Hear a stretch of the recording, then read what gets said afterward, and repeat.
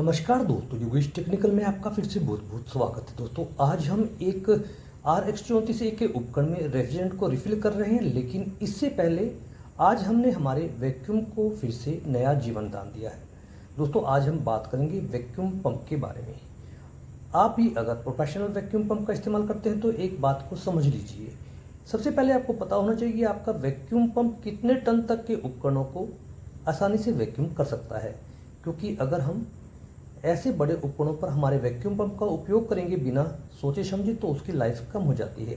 दूसरा, अगर आप एक अच्छा वैक्यूम प्राप्त करना चाहते हैं तो आप अपने वैक्यूम पंप के ऑयल को समय पर बदल दीजिए, नहीं तो आपका वैक्यूम भी अच्छा नहीं होगा और आपकी वैक्यूम पंप की लाइफ भी कम हो जाएगी। आप मेरे इस वैक्यूम पंप के ऑयल को ध्यान से देखिए। कई दिनों से ये मेरी आंखों में खड़क रहा था, क्योंकि ये बिल्कुल पीले रंग का हो गया है, जो कि एक एसिडिक ऑयल बन गया है, जिससे ना तो वैक्यूम प्रॉपर होगा हमारे उपकरणों का और ना ही हमारे उपकरणों की लाइफ बढ़ पाएगी और ना ही हमारे इस वैक्यूम पंप की लाइफ बढ़ेगी। ये हमारे वैक्यूम पंप को भी खराब करेगा और हमारे उपकरणों को भी वैक्यूम नहीं करेगा। इसलिए आपको समय पर अगर आपके वैक्यूम पंप का ऑयल पीले रंग का हो जाए, काले रंग का हो जाए, तो उसे बदल देना चाहिए। इसके लिए हमने ड्रेन प्लग से हमारे इस पुराने ऑयल को निकाल लिया है सावधानी से। अगर आप 1.5 CFM का वैक्यूम पंप इस्तेमाल करते हैं तो आपको पता होना चाहिए कि आप कितने टन तक के उपकरणों को वैक्यूम कर सकते हैं। उसका एक फार्मूला मैं आज आपको बताऊंगा, ध्यान से सुन लीजिएगा। ये सभी CFM के वैक्यूम पंप पर आप अप्लाई कर सकते हैं।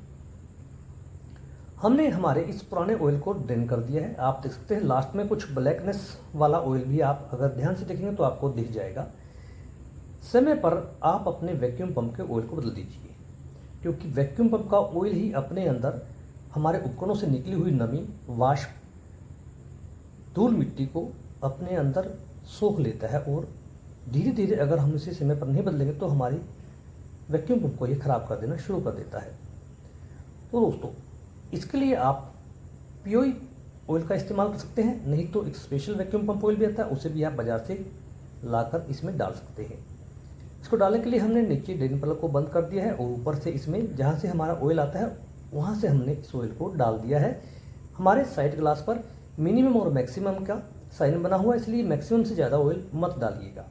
और ध्यान रखिए कि जब भी आपका ऑयल मिनिमम से कम हो जाए तो आप इसमें दोबारा से ऑयल की फिलिंग कर सकते हैं, क्योंकि वैक्यूम पंप का ऑयल अगर अच्छा होगा तो ही आप एक अच्छा वैक्यूम प्राप्त कर पाएंगे। तो दोस्तों मान लीजिए कि आपका वैक्यूम पंप 1.5 CFM का है और आपको अब ये पता करना है कि ये कितने टन तक के उपकरणों को वैक्यूम कर सकता है।